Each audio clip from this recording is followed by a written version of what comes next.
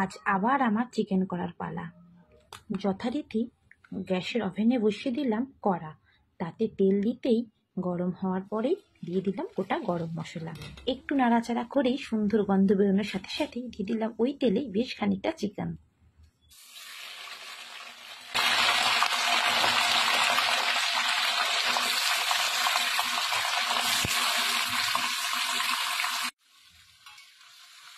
চিকেনগুলো নেড়ে চেড়ে বেশ সময় নিয়ে ভেজে নিলাম।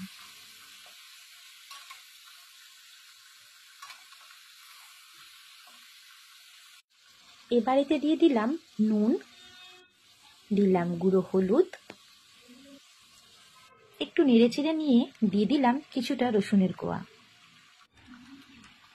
এবার দিলাম এতে 2 চামচ ভরে ভরে কাশ্মীরি রেড চিলি পাউডার। এটা দেওয়াতেই একটা সুন্দর কালার হবে।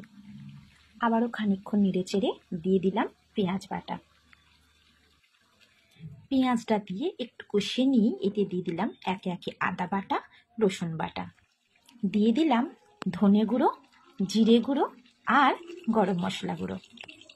সব মশলা আর বাটাবুটিগুলো দিয়ে বেশ খানিকক্ষণ কষিয়ে নিয়ে এতে দিয়ে দিলাম ফেটিয়ে রাখা টক দই। দইটা দিয়ে ভালো করে চিকেনের সাথে মিশিয়ে কিছুক্ষণ ধিমি আঁচে হতে দিলাম। রান্না এখন শেষের দিকে। এই সময় দিয়ে দিলাম চিড়ে রাখা 4টে কাঁচা লঙ্কা। ঝাল আমরা কেউই বেশি খাই না, তাই প্রথমে ফোড়নেতে দিয়েছিলাম 2টো শুকনো লঙ্কা আর এখন দিলাম 4টে কাঁচা লঙ্কা। এর মাঝে কিন্তু কোনো রকম আমি ঝাল দিইনি, যেটুকু ঝাল এই লঙ্কা আর আদা বাটাতে। রান্নাটা প্রায় হয়েই গেছে।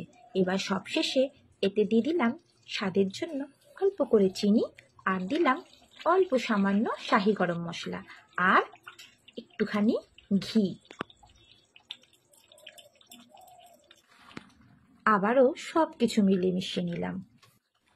চিকেনগুলো বেশ সুন্দর করে সেদ্ধ হয়েছে। আজকের মতন চিকেন আমার রেডি। আসলে প্রতিদিনই নানান রকমভাবে আমাকে চিকেন বানাতে হয়। এত চিকেন বানিয়েছি, এখন আর কোনটার কি নাম দেব নিজেই বুঝে উঠতে পারি না। সেটা যাই হোক, মিমোর পছন্দ মতন হলেই আমার চলবে। তবে আজ চিকেন বানানোর আরও একটা কারণ আছে।